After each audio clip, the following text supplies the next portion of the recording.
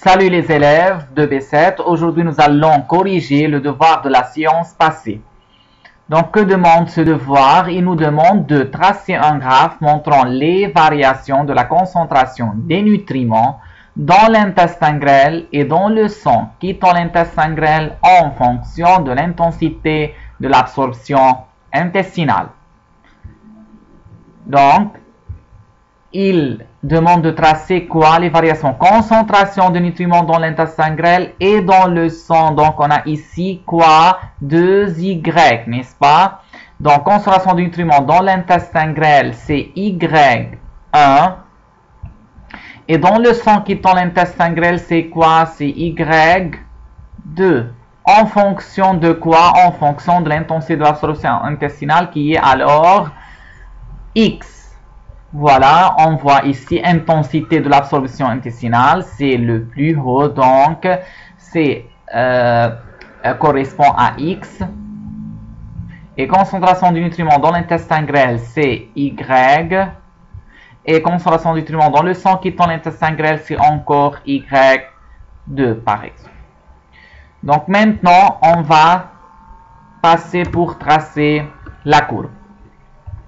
Donc, on a ici, comme on a déjà dit, on va tracer premièrement l'axe des X. On a intensité de l'absorption intestinale qui est en UA, c'est l'unité de l'intensité de l'absorption intestinale. On voit la valeur 10, 15, 18, 25. On choisit une échelle convenable. Donc, ici, il convient de choisir par exemple 10 ou bien 5, 5. Donc, l'échelle de 10 ici, c'est 10, 20, 30, 40. Bien sûr, je mets la flèche. Ici, intensité de l'absorption intestinale, c'est en UA. Voilà, donc c'est en UA, c'est l'unité de l'intensité de l'absorption intestinale. Maintenant, je veux tracer Y1 et Y2. Donc, la première ligne, c'est X. La deuxième ici, c'est Y1. Et la troisième, c'est Y2. Voilà, si vous voyez, donc c'est le même tableau donc qu'on a tracé la dernière fois, qui est le tableau 4, n'est-ce pas? Il s'agit du même tableau. Mais en fait, si vous contemplez bien la concentration du nutriment ici dans l'intestin grêle, l'unité c'est quoi? C'est milligrammes par millilitre. Hein?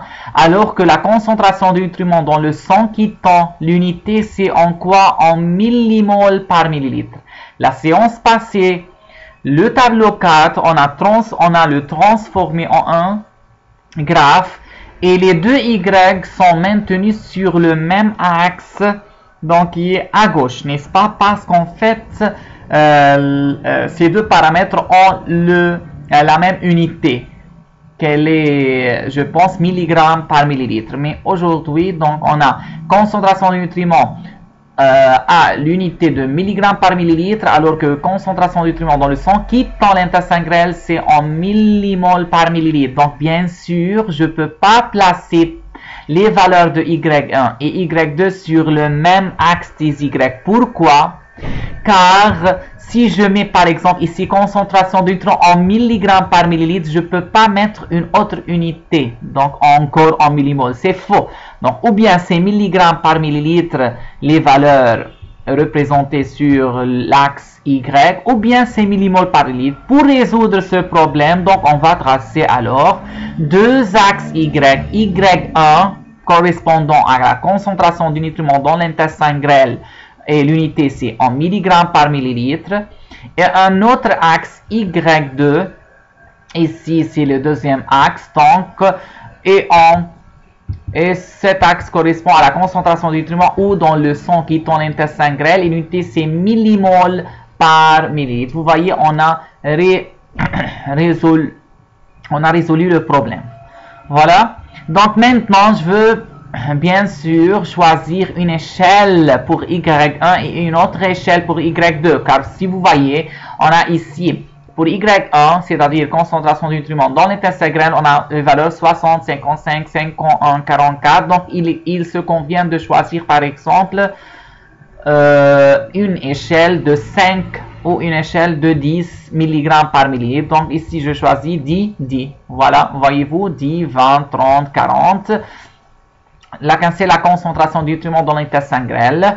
Et pour la concentration dans le sang qui est dans l'intestin grêle, on a 50, 100, 60, 200. Donc, il convient de choisir quoi? Une échelle, par exemple, de 50 ou 200. Voyez-vous, 100, 200, 300, 400, 500. Et pour arriver à la plus grande valeur, 630, donc on s'arrête ici jusqu'à 700 millimoles par millilitre. Donc, on met l'échelle ici sur l'axe des X. Donc, c'est ici on place. Donc, c'est pas 20 UA en fait, c'est 10 UA. Donc, on a choisi sur l'axe des X 40 jusqu'à 50. Donc, on passe 10, 10. Donc, c'est 10 UA. Donc, c'est pour l'axe des X.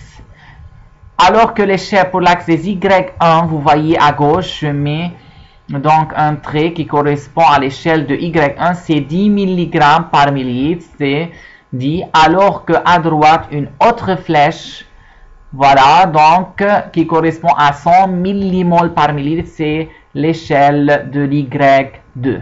Vous voyez? Maintenant, on va mettre les points quand X égale à 10, c'est-à-dire l'intensité de l'absorption intestinale est 10, donc on a concentration de nutriments dans l'intestin grêle, c'est 60, donc c'est 10. Et la concentration de nutriments dans l'intestin grêle, c'est 60. Donc les points qui sont en bleu. Quand X égale à 15, vous voyez 15, c'est au milieu entre 10 et 20. Y égale à 55. 55 entre 50 et 60. C'est la deuxième point. Et on continue donc avec X égale à 18. C'est la même donc distribution des points du tableau 4 qu'on a expliqué la séance passée. Donc on continue la courbe complètement les points et puis on fait joindre les points ensemble pour obtenir cette courbe décroissante. Maintenant, pour tracer la courbe de l'axe Y2, toujours X c'est les mêmes valeurs de X, alors que Y c'est maintenant sont différents. Il faut faire attention ici quand X est égal à 10, ici Y2 égale 50. Je vois pas ici 50. Faites attention. Ici on a 50. Voilà. Et sur l'axe Y2 encore il y a ici une valeur qui est 50. Il faut faire attention. Quand je parle de Y2, les valeurs de Y2 sont ici. Donc, les valeurs de Y2, c'est-à-dire concentration de nutriments dans le sang quittant l'intestin grêle, c'est sur l'axe des Y à droite et pas à gauche. Donc, 50, si je mets le point ici, c'est faux. Donc, ici, quand X égale à 10, Y égale à 50, correspondant au point à droite, c'est-à-dire l'axe des Y qui est à droite. Voilà. Maintenant, quand X égale à 15, Y2 égale 100. Bien sûr, je ne vois pas ici sur l'axe Y1, je vois les valeurs de la concentration de nutriments dans le sang quittant l'intestin grêle, c'est-à-dire ici Y2. Voilà, c'est Y2. Et je continue donc, Y égale 100. C'est où 100? Ici. Voilà, donc c'est le deuxième point. Troisième point, X18, Y 160. Donc 160 ici, 100 au milieu 150. 160 c'est justement au-dessus. Mais j'écris 160. Donc, et je trace la droite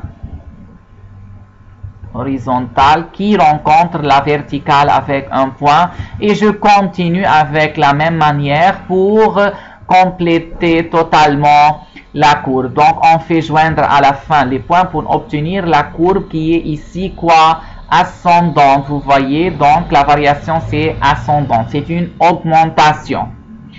Donc la note principale, c'est seulement si vous voulez tracer Y2, donc on va regarder à droite, Y qui est à droite, qui correspond à la concentration des nutriments dans le sang quittant l'intestin grêle. Bien sûr, il en reste de mettre la légende. Ici, en bleu, c'est la concentration du nutriment dans l'intestin grêle. Et en rouge, c'est la concentration du nutriment dans le sang quittant l'intestin grêle. À la fin, n'oubliez de mettre le titre. C'est un graphe, bien sûr, c'est pas un histogramme ni un tableau, montrant les variations de la concentration de quoi? De Y1 et Y2, c'est-à-dire de nutriments dans le sang quittant l'intestin grêle et dans l'intestin grêle en fonction quoi? De X. X, c'est quoi ici? L'intensité de l'absorption intestinale. Maintenant, on va interpréter les résultats obtenus. Donc, pour interpréter